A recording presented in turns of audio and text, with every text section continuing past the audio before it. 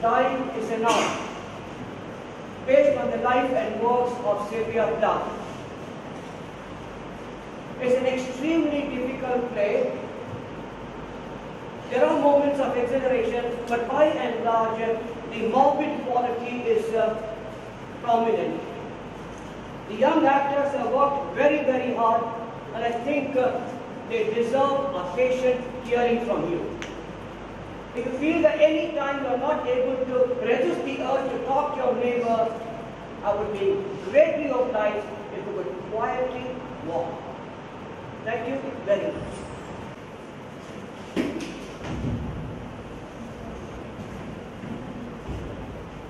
Oh, hello. What a surprise. I was just passing by, so I thought I would drop in. Jolly good. Come in. Sit down. Care to have a drink? Yes, please. I need one, all right. How is it you're in town today? Flat hunting. The children and I are living on our own. I have so much against me. Being a writer, the ex-wife of a successful writer, an American, young and... Thank you. Found any place? Seems I have chance. And guess what? It's WBA's house. I'm just waiting for the owner's approval. What about Ted? Ted. Living apart from Ted is wonderful. I'm no longer in his shadow, and it is heaven to be like for myself alone. This girl has only her high-paid ad agency job, her vanity. I may be poor in bank funds, but I'm so much richer in every other way. I envy them nothing. My babies and my writings are my life, and let them have their parties and affairs. Oh, come on. Cheer up. Things are a way of picking up. You don't have to feel so rejected. Don't talk to me about the world needing cheerful stuff. What the person out of Belsen, physical or psychological wants, is nobody saying the bird is still go tweet tweet. But the full knowledge that somebody else has been there and knows the worst, just what it is like. It's much more helpful for me to know that people are divorced and go to hell than to hear about happy marriages. Let the ladies' home journal blither about those. Cyril, let's face facts. You look terribly run down, and the frequent bouts of flu have knocked you off completely. And it's no joke looking after two babies in your present state of mind and health. Why don't you go home? To your mother? No. America is out for me. I want to make my life here, in England. If I start running now, I'll never stop. I'm a writer. I have it in me. I'm writing the best poems of my life. I've just been through your book of poems, and I think they're simply brilliant, intense, and vibrant. Should win you the Pulitzer Prize, I think. God, how encouraging. This compliment coming from you, the leading critic of poetry in England. Thank you. I appreciate this gesture. Cyril, what have you been writing of late? Hello? Oh, yes. I've been writing a great deal. At least a poem a day. I would like to read you some of my new poems. Gladly. This one is called Fever 103. Darling, all night I have been flickering. Off on. The sheets grow heavy as a lecherous kiss. 3 days, 3 nights. Lemon water, chicken water. Water makes me wretch. I'm too pure for you or anyone. Your body hurts me as the world hurts God. I'm a lantern. My head, a moon of Japanese paper. My gold-beaten skin, infinitely delicate and infinitely expensive. Does not my heat astound you? And my light? All by myself I'm a huge camellia, glowing and coming and going, flash on flash.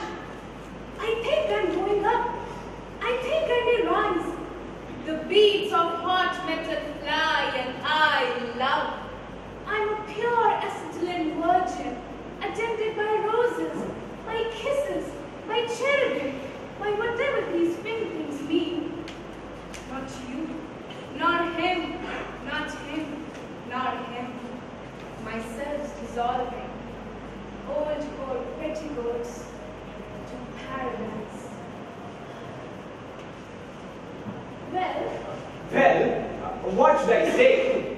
I'm hearing something strong and new and hard to come to terms with. I have some nice verses with me. This one is called Daddy, and this is Lady Lazarus. Her voice, as she read them, was hot and full of venom. I was appalled. At first hearing, things seemed to be not so much poetry as assault and battery. I nagged her for details. My father, he was an autocrat. I adored and despised him, and I probably wished many times that he were dead. And when he finally obliged me and died, I imagined I had killed him. As for the suicide attempt, I couldn't even succeed in killing myself. I took too many pills and became violently ill. But didn't die after all.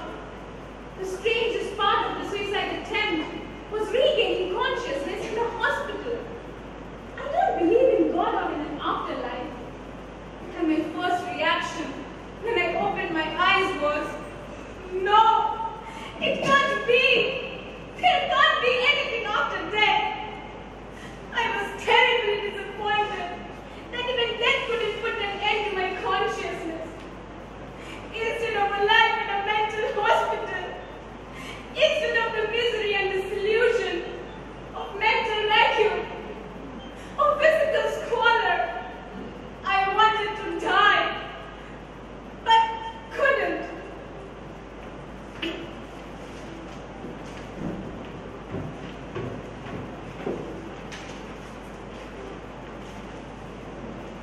A few days later, at around 6 a.m., she ventured to the children's room, left a plate of bread and butter and 2 mugs of milk, in case they were hungry before the au pair girl arrived. Then, she went back to the kitchen, sealed the door and window as best as she could with towels, opened the oven, laid her head in it, and turned on the gas. What are we to make of her life? Who is Sylvia Plath? On October 27, 1932, Sylvia Plath was born at Robinson Memorial Hospital in Boston. Her parents chose her name for its association with the herb salvia and the poetic adjective sylvan. Her mother was a Boston woman of Austrian parents. She met her husband at Boston University. Her father, Otto Plath, came to the United States at 15 from a small town in the Polish corridor. He was a professor of biology at Boston University.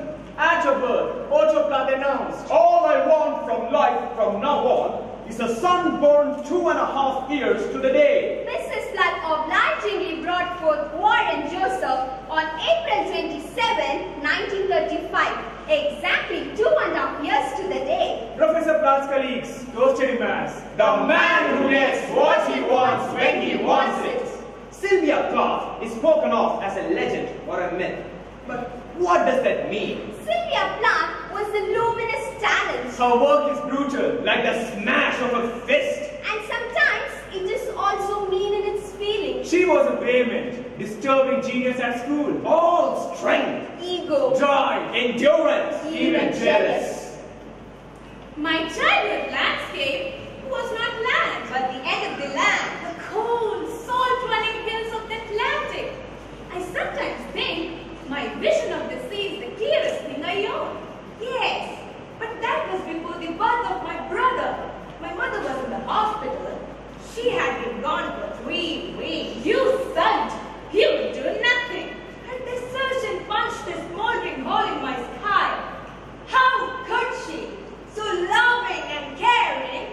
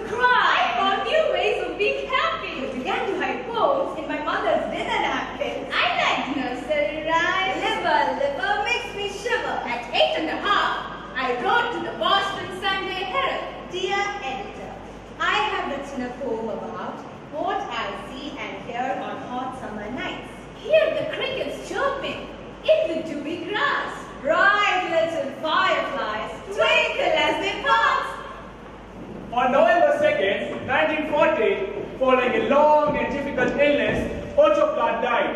At the age of 32, she wrote a poem about him. There is no pity for his lost life. He is visualized as a murderer, a Nazi, and the mother as part Jewish. And in the daughter, the two strains marry and paralyze each other. Daddy, you do not do any more black shoe, in which I have lived like a foot for 30 years.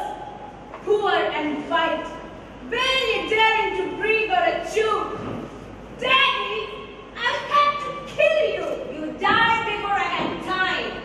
Marble heavy, a bag full of God.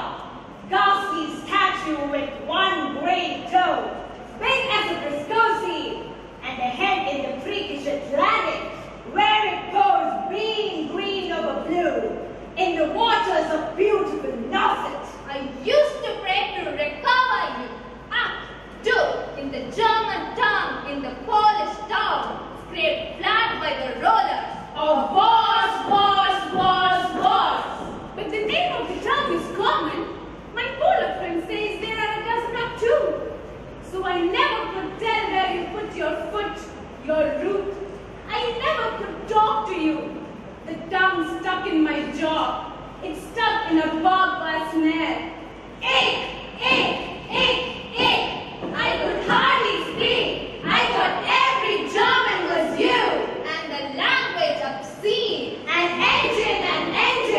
Chopping me off like a Jew to Dachau, Auschwitz, Belsen. I began to talk like a Jew. I think I may well be a Jew. The snows of Tyrol, the Kiev of Vienna, I'm not very pure or true. With my gypsy ancestors and my beard lock, and my tarot flag, I may be a bit of a Jew.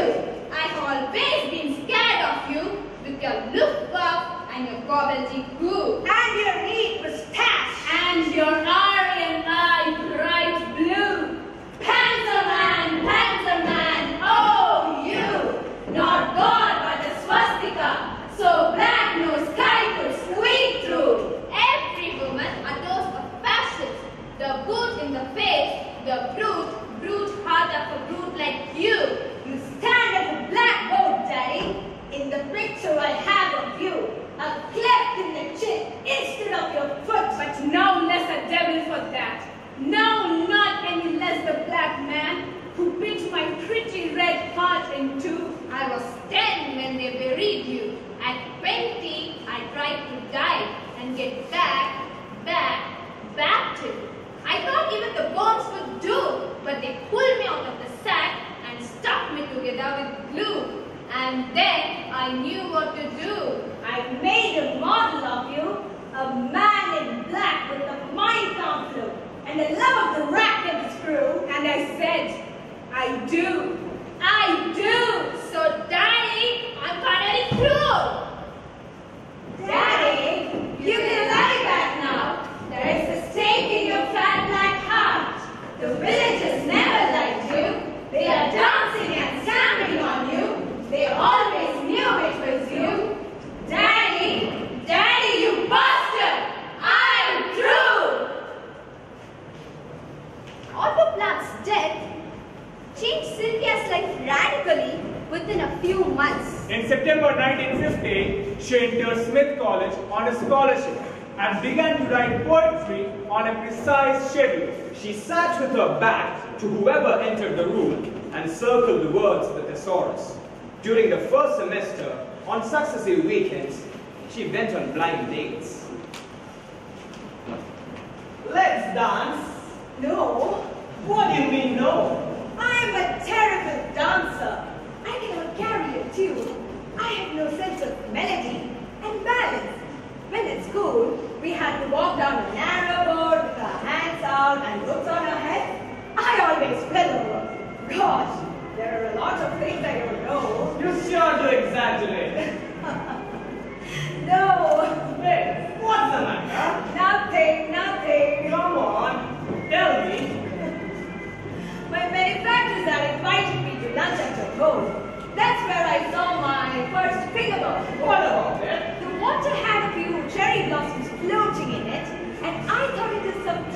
lot of Japanese after dinner soup and ate every bit of it, including the Christmas gossips. Mrs. Vinny never said anything. Only much later I learned what I had done. I'm not going to put up by that story. Let's dance. I can't dance to that kind of music. Don't be stupid. I want to sit here and finish my drink. Come on. It's lovely music. I love to dance to it. I can't dance. You don't have to dance. I'll do the dancing. Sorry. No. All right. Who are you in love with? I'm in love with my cousin. Why don't you marry her? Impossible. Why? She's my first cousin. She's going to be a nun. Is she beautiful? There's no one to touch her. Does she know that you love her? Of course. Love her? You will love somebody else someday. My dress! My dress! Your dress! Your dress! I want to go home! Please, Doreen, I want to go home! Yes or no, it's all same. Where is Doreen? Where is Doreen? Go to the parking lot. Look in the back of all the cars. Slap! Slap!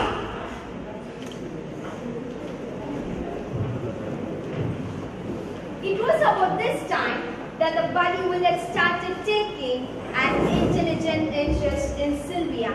He came from a fine, clean family, and everyone at church thought he was a model person, so kind to his parents and to older people, as well as so athletic and so handsome and so intelligent. He visited Sylvia quite often.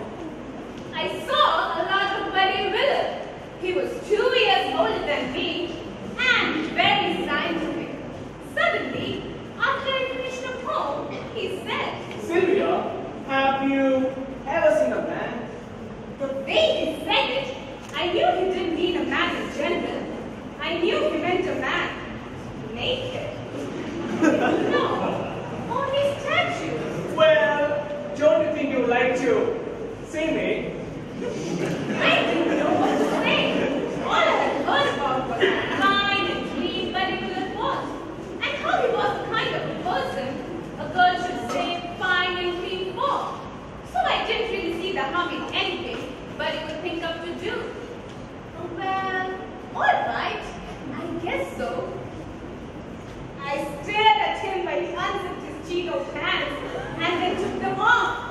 And then took off his underpants, which were made of something like nylon fishnet. They are cool. And the other thing, they wash very easily. All I could think of was turkey neck and turkey gizzards. I felt depressed. I think you ought to get used to me like this. Now, let me see. Oh, some other time. All right.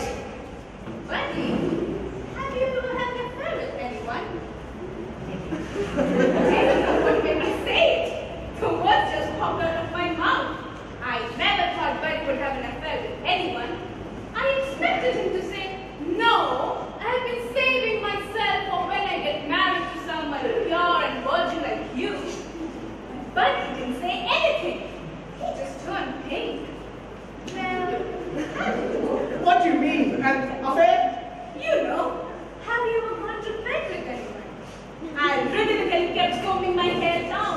I felt little electric filaments clinging to my hot cheek, and I wanted to shout, stop, stop! Don't say anything, don't tell anything!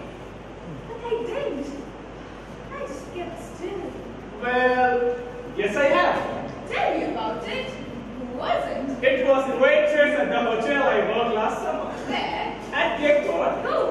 I noticed her staring at me queerly and shoving her breast up against me in the confusion of the kitchen. I asked her what the trouble was, and she said she wanted me. So that's how you lost your pureness and your virginity.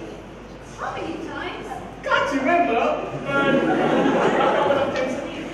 I thought you must have slept with the waitress only once. But when I multiplied 3 by 10 and got 30, it seemed beyond all reason. Something inside me just froze up. Well, what does your mother say about this? This waitress? My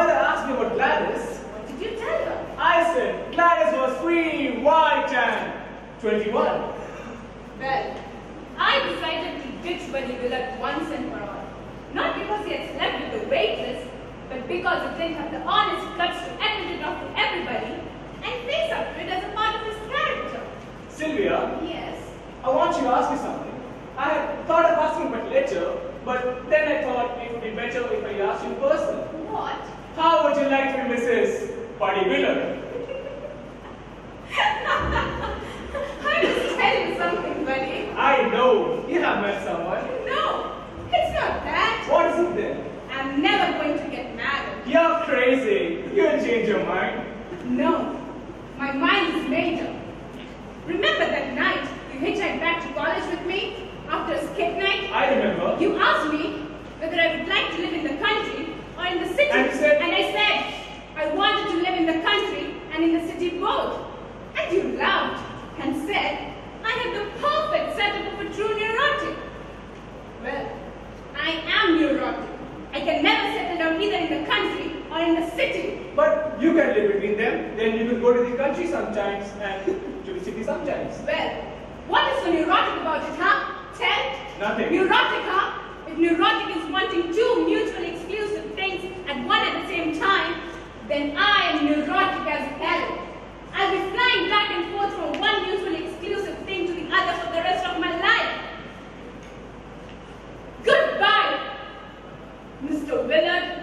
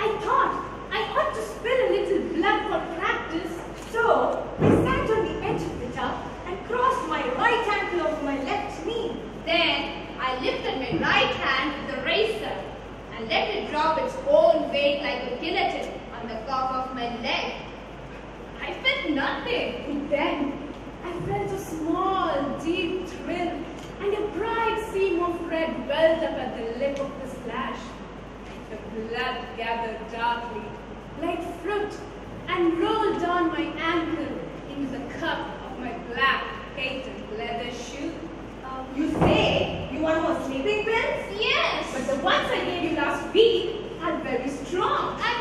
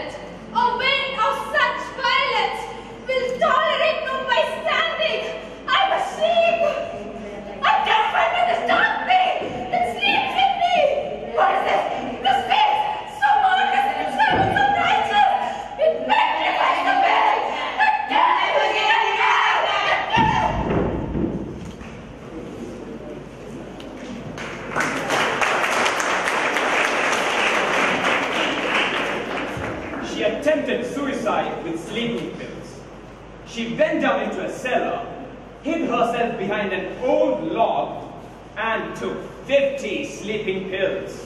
There was a police search and newspaper headlines.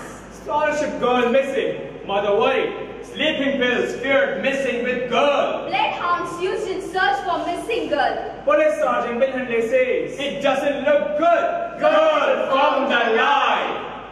It was dramatic, unforgettable. Sylvia Plath was found, sent to the hospital, had shock treatment, and the bell jar in which she had been suffocating was finally lifted. With Sylvia Plath, suicide was a performance.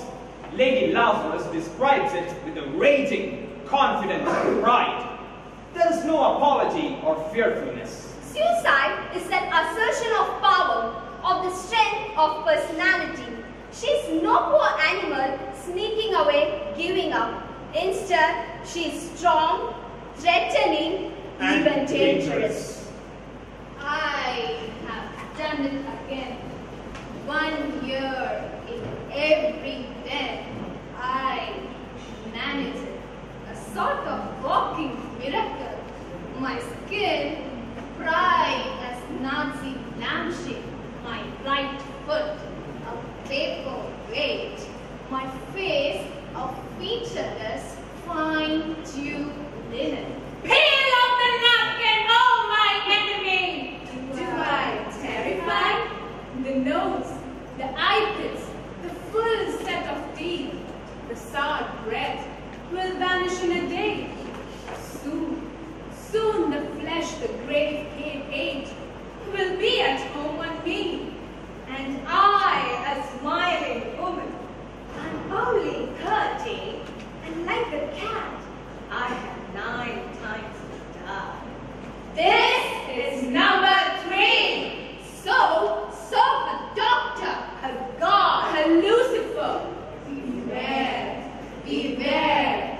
Out of the ash, I rise with my black hair, and I eat men like air. I'm not ugly. I'm even beautiful. The mirror gives back a woman without deformity. The nurses give me back my clothes and an identity. It is usual, they say, for such a thing to happen. It is usual in my life and the lives of others. And I am 1 in 5. Something like that. I am not hopeless. I am beautiful. I am myself again. There are no loose ends. I am flat and virginal, which means nothing has happened. How long can I be a ball, keeping the wind off? How long can I be gentling the sun with the shade of my hand, intercepting the blue goals of a cold moon? The voices of loneliness, the voices of sorrow, lap at my back ineluctably. How shall I soften them? This lullaby. How long can I be a ball around my green property? How long can I be a ball keeping the wind off? I am flat and virginal. How long can I be a wall around my green property? I am not hopeless. I am beautiful. I am not ugly. I am even beautiful. But how long can I be a wall around my green property? How long can I be a wall keeping the wind off? How long? How long can I be a wall around my green property?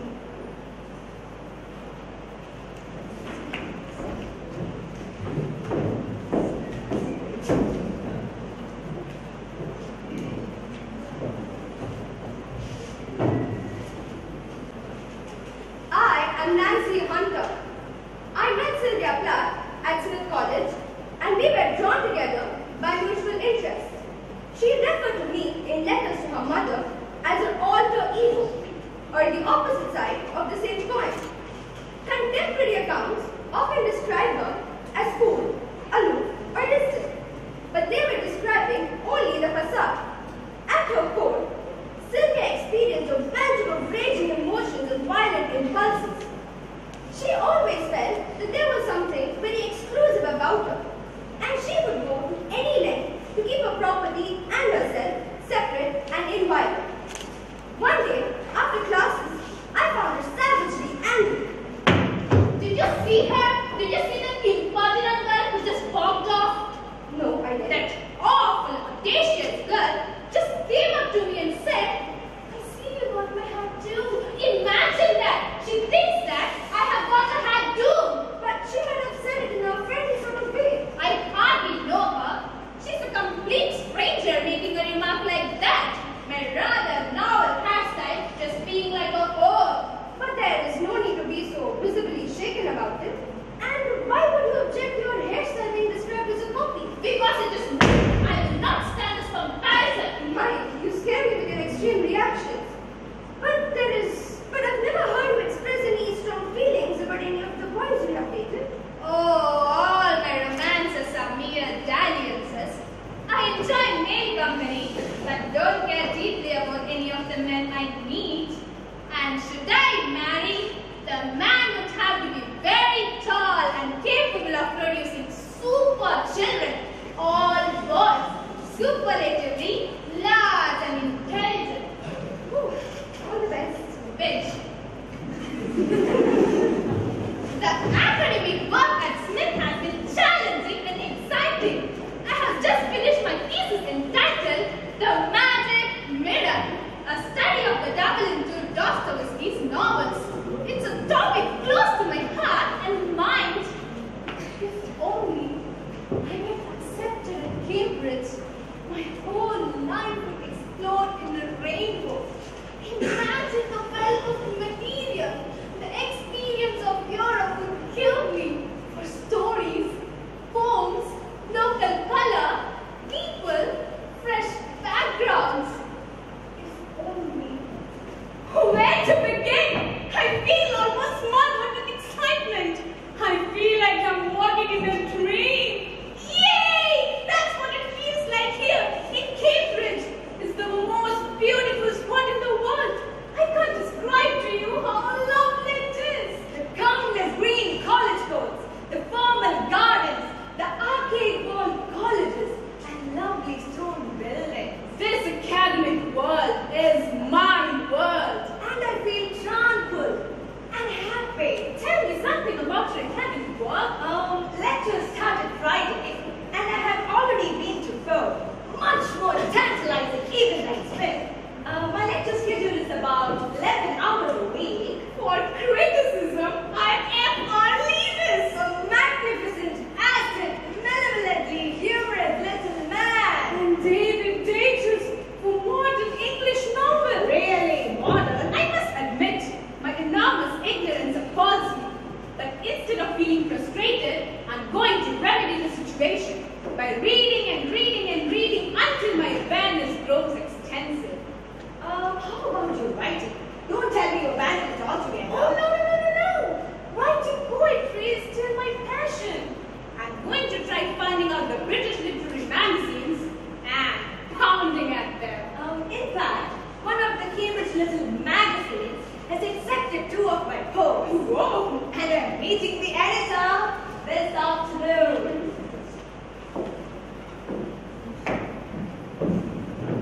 Being the editor of the Delta, an influential literary magazine, Sylvia Plath met me quite frequently, and I recall the awe that Plath tended to inspire. Her bright lipstick, her height, her usually solemn expression, her aura of defiance, and her unshakable poise made her someone to talk about. She was almost a golden girl, gifted and poised, energetic, serious, and intent. My main impression still remains one of the combinations of intensity and sophistication. I remember the vividness and intensity of her gestures and eyes, the way certain words, like the word strong itself, were elongated to her English ears, almost physically savored in the telling.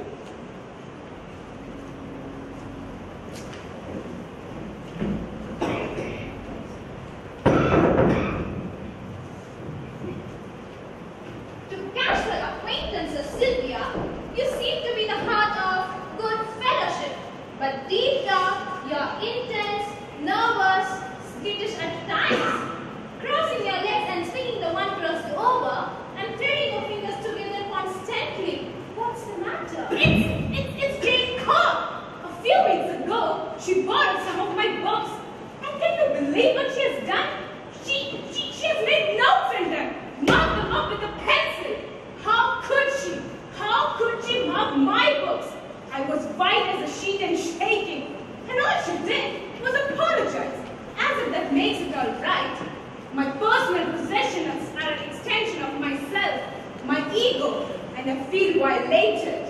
What do these girls of Whitestead think they are? You know, I have the habit of cutting my fried eggs into careful shapes before eating them. This morning, Margaret Roberts asked me patiently, "Must you cut up your eggs like that?" And I quickly answered, "Yes, I'm afraid I really must." "What do you do with your eggs? Swallow them whole?" That's clamor.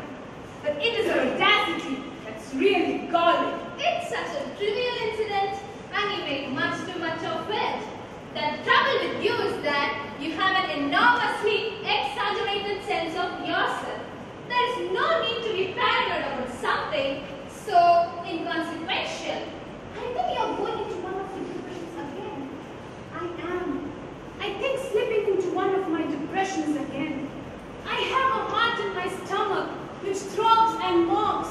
Suddenly, the simple rituals of the day walk like stubborn horse. It becomes impossible to look people in the eye. Small talks becomes desperate, and I feel damn uncomfortable with men, with writings, with girls, and academic life. I've deserted French altogether and feel very wicked and shocking. Feel stupid in discussions. What the hell is tragedy? I am. Sometimes in panic, my mind goes blank. The world swishes away in void, and I feel I have to run or walk on into night for miles till I drop exhausted. I cannot relax, sleep, or do anything. Full of drugs which battle and bang in my veins. Everywhere I hear bells, the sky falls, and the body betrays. But I am not going to give in. I am not stupid, though ignorant in many ways. I do small number of things well rather than white sketching. Only if I could find some sort of blazing love to live with. My God, I would love to cook and make a house and surge force into a man's dream and write. I can't bear to think of this potential of loving and giving going brown and sear in me.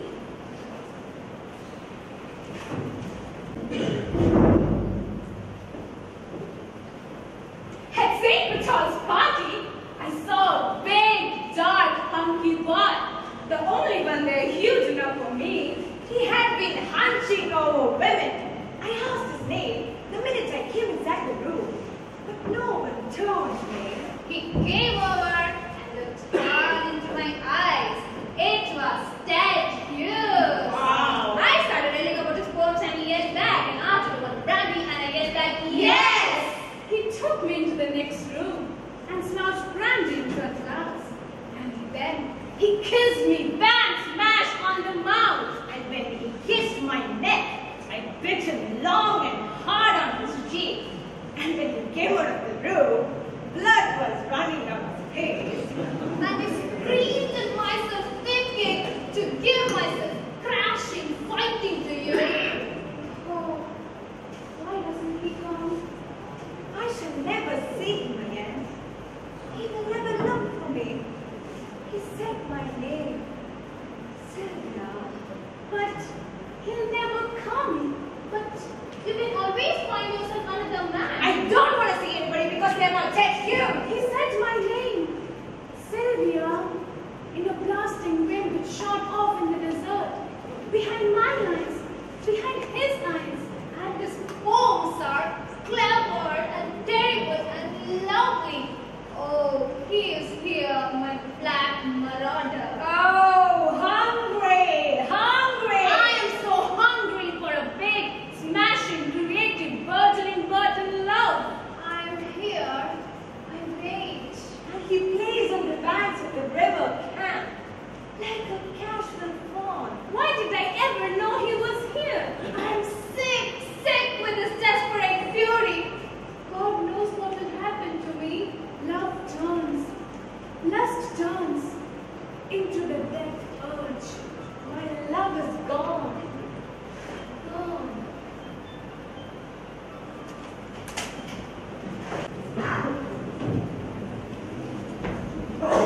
First sight, tall, taller than so slender, so perfect. Your American legs simply went up and up and up. Those flaring hands and those long, balletic, monkey elegant fingers. Your face, a tight ball of joy, that loose ball of hair, and that floppy curtain on your face. Oh, your face!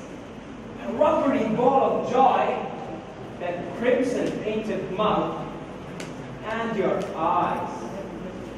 A crush of diamonds. And then you declaimed a long poem about the Black Panther as I hugged you and kissed you and kept you from flying above the room. We walked south down across London to Fetters Lane, dear of a terrier.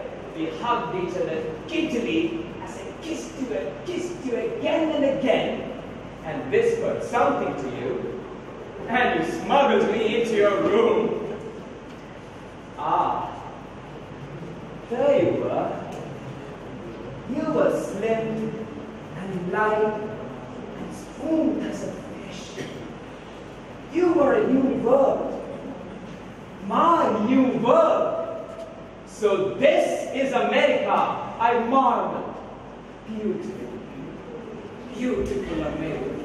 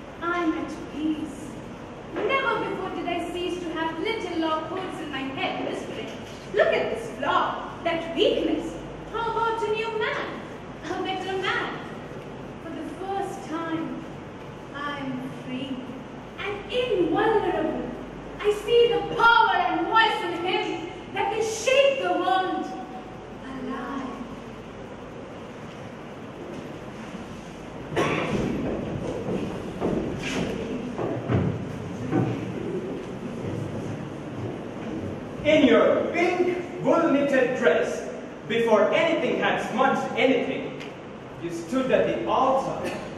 Bloomsday! Rain, so that the just-bought umbrella was the only furnishing about me. My tie, drab, and my jacket, dyed black, twice, just hanging on itself. No ceremony could conscript me out of my uniform. I wore my whole wardrobe, and you said... I said, if we are to be married, it had better be the Westminster Abbey.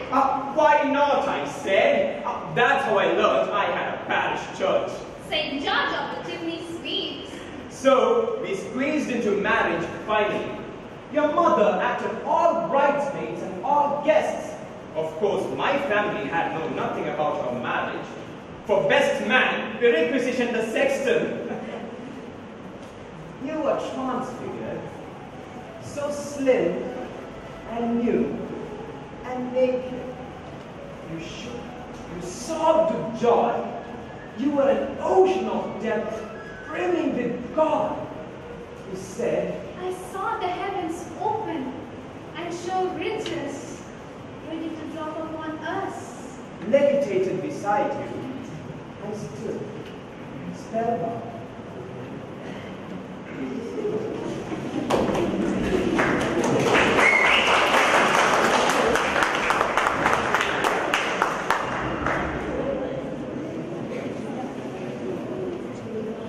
My dear brother Warren, my fingers are so full of amazing news to time that I hardly know where to begin.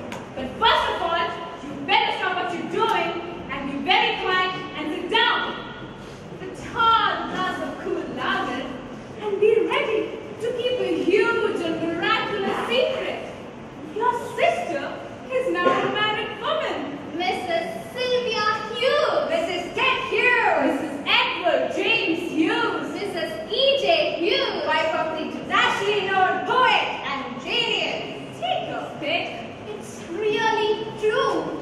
It's a secret between you and Mommy and Ted and me. Why a secret, really? Because at Newcomb, the Victorian virgins couldn't see how I could concentrate on my studies being married to such a handsome, right man.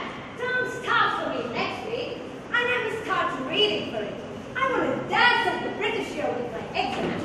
My real way of matching them. They ignore writing altogether, But still, I'm turning in a book of poems as a supplement for my exams. Indian is so stuffy. Clicky. And plain bad. Bad. I'm so prejudiced against it. It's politics, Class system. medical systems. Fawning literary cliques and mean-minded critics. Ted and I are both delighted to leave the meanly mouthed literary world of England. I now look forward to my teaching stint at Smith.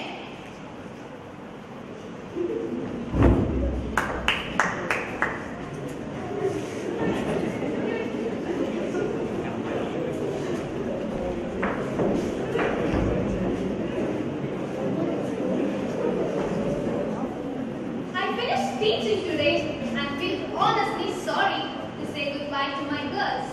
Now that it is over, I can't believe I have taught 20 stories, 2 novels, 10 plays, and countless poems, including The Wasteland. But I have. On the whole, my colleagues have depressed me. It is disillusioning to find the people you admire as a student are weak and jealous and petty and vain as people. The faculty gossip, especially among men over morning coffee and afternoon tea, is very boring. As I came striding out of the library, I saw Ted coming up the road from Paradise Pond. Oh, where girls take their bars to neck on weekends. He was walking with a broad, intense smile and looking deeply into the eyes of a strange girl with brownish hair. When she saw me coming, her eyes started to gilt, and she began to run, literally, without even a goodbye. And Ted made no effort to introduce her. He thought my name was Sheila. Once he thought her name was Shirley. Oh, the twist of the tongues! Great, but jealousy in me turned to disgust. What a fool one is to sincerely love. Not to cheat, not to do time. It's awful to want to go away and to want to go nowhere. I made the most amusing, ironic, and fatal step in trusting that Ted is unlike other vain and self-indulgent men. I served the purpose, spent money. Mother's money, which hurts most. To buy him clothes, to buy him 1 year and 8 months of writing, typed hundreds of times his poems. Ben, so much have I done for modern British and American poetry. What I cannot forget is dishonesty. And no matter what or how hard, I would rather know the truth. Of which I today had such a clear and devastating vision. I have a life to finish up here. I am so tired. My last day. And I cannot sleep for shaking at horror. He is shamed, shameful, shamed me and my trust. Which is now playing a world of liars and cheats and broken or vanity-ridden men. Love was an inexhaustible spring for my nourishment. And now I can. Wrong. Wrong. The vulgar heat of it, the picture of fatuous attention, Doe-eyed rollings of smiles, startled recognitions, all cannot be denied. I don't want to ask for that American cheap slang. Let's make her. I don't believe in mending. How's your poetry coming along? I am disappointed with my poems. They are poor. I only have a view of a 25 and need a solid 40. But I see you write every day. I keep discarding and discarding. My mind is barren of ideas and I must scavenge themes like a magpie must. I feel paltry, wanting in richness, fearful, inadequate, desperate. As if my mind is clicked into a fix where it stood frozen and blinkered. The poetry manuscript came thumping back unprized from the $1,000 contest. Who won? I would like to know. The second defeat must watch where it goes the current time. Jealous one I am. Green-eyed, spike-seething, read the 6 women poets of the new poets of England and America. Dull, turgid, except for May Swenson and Adrian Rich. Not even one better or more published than me. Paralysis is still with me. What the hell is wrong with me? me? A bottom of I of absolute fear. My spirits are all bound up. I have been and am battling depression. Must walk, and somehow get out of this paralysis. This frenzied writing has continued for weeks, and I have written 8 poems in the last 8 days. Long poems, lyrical poems, thunderous poems, poems breaking open my real-life experience in the last 5 years. I feel this is the best work I've ever done. I think my book of poems is now ready. I must look for a good publisher now. The Colossus, published by Heinemann. Sylvia Plath's poetry was simply good, but Alvarez from the Weekend Observer Daily Review.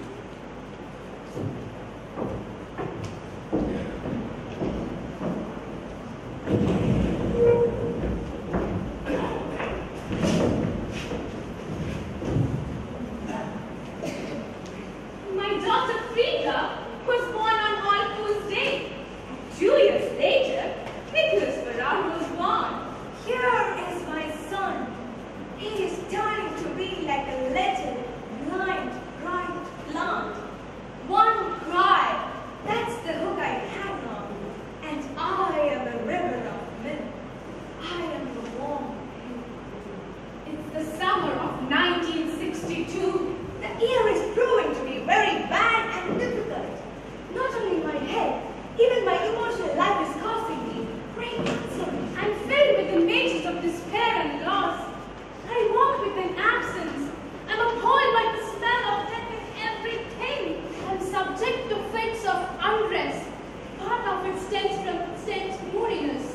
Why don't you try? Why don't you try? Oh, I have tried and tried to be normal. I have tried to be natural. I have tried to be blind in love, like other women, but to no avail. But what about your writing? Oh, Yes, I continue to write, of course. In fact, this has been a period of extraordinary creative explosion. In the past, I used to write slowly and meticulously. Now I write poems rapidly. urgently, like quite a telegram. I write 2 or 3 poems a day. Here's the one I've just completed. Death and cold. This poem is about the double or schizophrenic nature of death. I imagine these 2 aspects of death as 2 gentlemen, 2 businessmen who have come to talk. 2? Of course there are 2.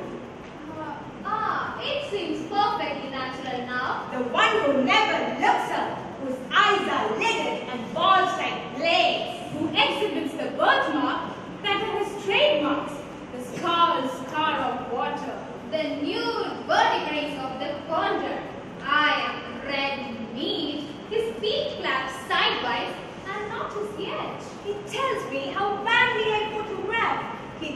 me how sweet the babies look in the hospital ice box. Simple frill at the neck, then the flutings of the irony and death bounce. Then 2 little feet. They don't smile or smooth. The other does that. His hair, long and plausive, masturbating a glitter, he wants to be loud. I do not stir. The frost makes a flower. The dew makes a star. The dead bell. The dead bell. Somebody is done more. I'm calm. I'm calm. It's the storm before something awful. It's so quiet here. The sheets, the faces are white and stop like clocks. Once I stand back and fall. I'm dumb, I'm brown. I'm a seed about to break. I have suffered a sort of private blitzkrieg. I live with no attachments, like a fetus in a bottle. I talk to myself only, set apart, swabbed and lurid like disinfectants, sacrificial. Waiting lies heavy on my lips. It's like sleep. Like a big sea, far off, far off. I feel the first wave tug its cargo of agony towards me. Inescapable, tidal, this winter, this past in England. It's monstrous. I'm ill, lonely, depressed, and cold. The demands made on me are too much for me. All the anguish and experience at the death of my father is reactivated. I feel abandoned, injured, enraged, and bereaved. A power is growing on me, and all tenacity. I'm breaking apart like the world. This is blackness, this rump of blackness. I fold my hand on a mountain. The air is thick, thick, thick. It is thick with this smoking. My eyes are squeezed by this blackness. I'm accused. I dream of massacres. I'm a garden of black and red agonies. I drink them, hating myself, hating and fearing. Who is that blasphemous boy? He's looking so angrily. He flew into the next room, a shriek at his heels. Is this my lover then? This death? This death? Why she is schizophrenic? Her face red and white. Of panic, you stuck her kittens outside a window in a sort of cemetery with the puke and cry and crap. And you can't hear? You say you can't stand her? The bastard is a girl. It's enough of death that sickens everything. For she's the vampire of us all. Her mouth is red. I know her. I know her intimately. Men have used her meanly. She eat them in the end. I'm terrified by this dark thing that sleeps in me. All day I feel its soft, feathery turnings and its malignity. Once you were beautiful. In Hollywood, in New York, men said, gee, baby, you are rare. You acted for the thrill of it. You sad hag. What is this? This face, so murderous in its tangles of branches. It kills. The sun is down. I die. I meet the death. An employment agency found her a girl to help with the children and the housework. She arrived punctually at 6 p.m., February 15th, Monday. She knocked on the door for a long time, but could get no answer. The smell of gas was overpowering. The door was forced open, and Sylvia Plath was found sprawled on the kitchen floor. She was still warm. She had left a note saying, "Please, call the doctor." But it was too late. Dying is an art, like everything else. I do it exceptionally well. I do it so it feels like hell. do it, so it feels real. I guess you can say I have a car. The woman is perfected. Her dead body wears a smile of accomplishment. Her bare feet seem to be saying, we have come so far. It is over.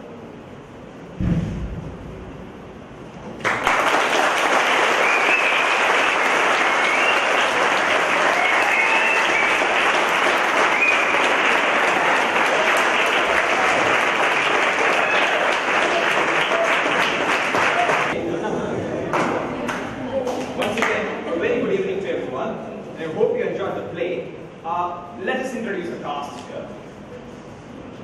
Swati, third year IMC Mathematics. First year IMC Economics. Nikta, first year MA English.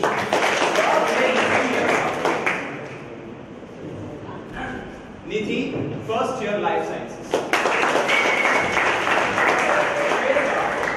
Year IMC Chemistry. Second year IMC Economics.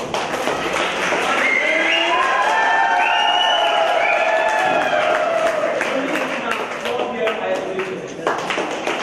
And myself, Tejas Karta, MSc Chemistry.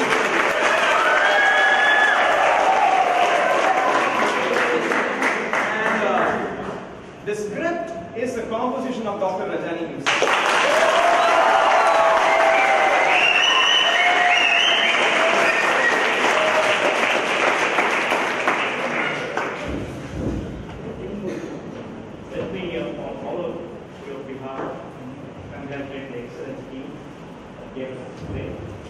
My special thanks to Rajani for organizing this.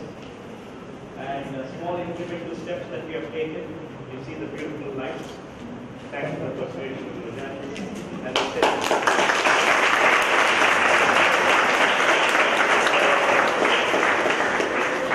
we have the media department. There the egg is doing a big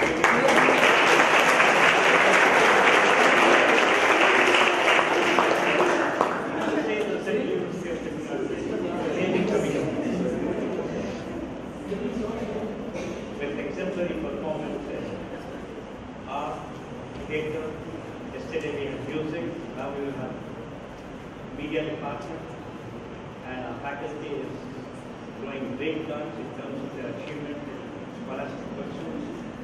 They have won national fellowship. I think, as I said sometime last week, we are here to stay, and you people are going to be proud of this institution.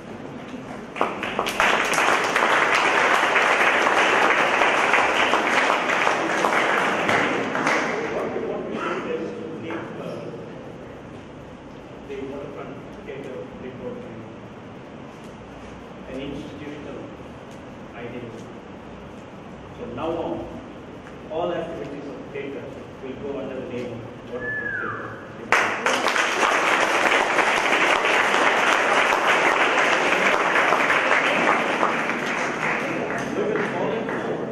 Theatre experts, Hindi, Tamil. We already have a theatre expert in English. And hopefully in about 2 months, we will have an evening of well-directed plays in Hindi, English and Tamil in one evening. That's a promise for me. Thank you very much.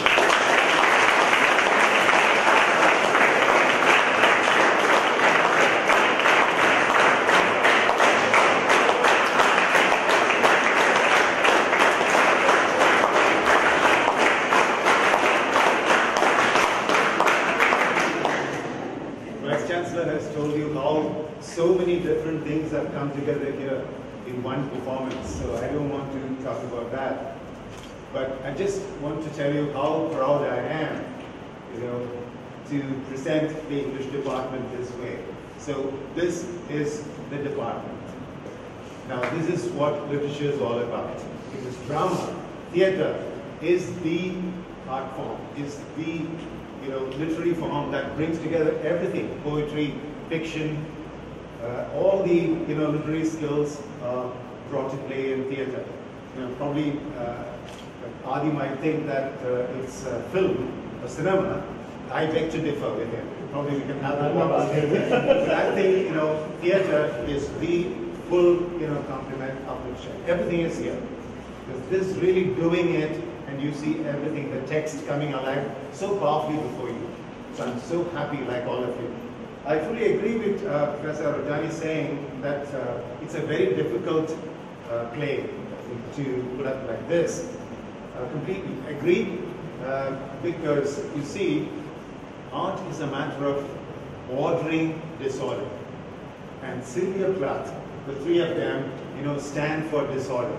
And how Sir Rajani has ordered them here, structured them, brought all of them into a very neat work of art. That's what this evening is all about. And I'm so proud and happy for each and every moment here. Thank you very much.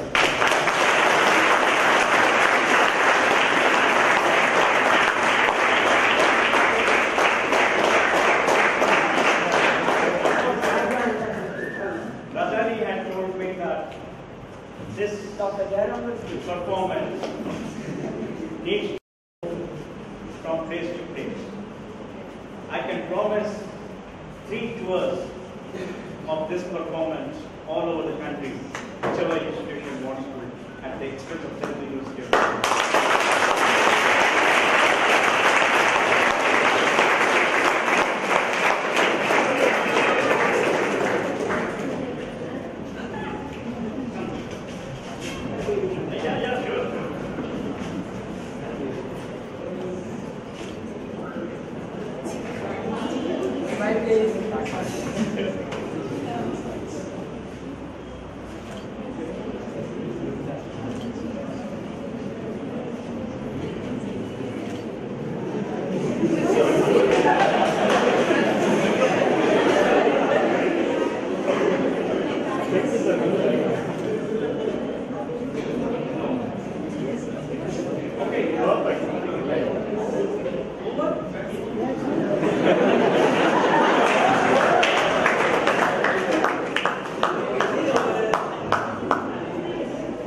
Ladies and gentlemen, may I, on behalf of my team, thank the light system, the sound system, the people who are behind it, done a wonderful job, and of course, the communication department. Thank you.